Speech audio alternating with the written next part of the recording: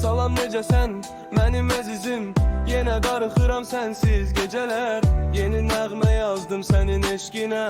Gecələr tənha gəzirəm mən. Olacam kölgən, olacam mən. Çünki səni çox sevirəm, Səmirəm.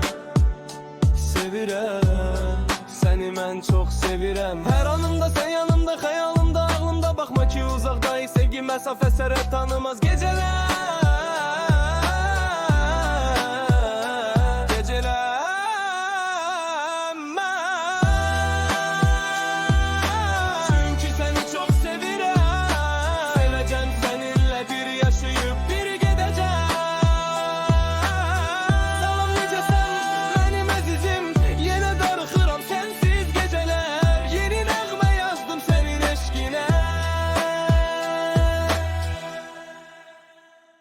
Sevirəm.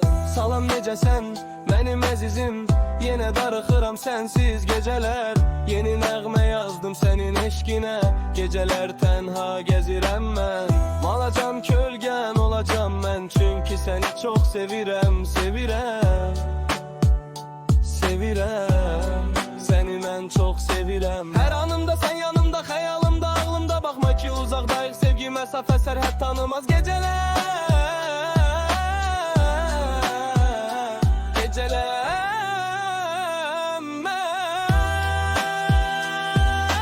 Çünkü seni çok sevirəm. Gidəcəm səninlə bir yaşayıb biri gedəcəm. Salam necəsən, mənim əzizim. Yenə darıxıram sənsiz gecələr. Yeni nəğmə yazdım sənin eşqinə.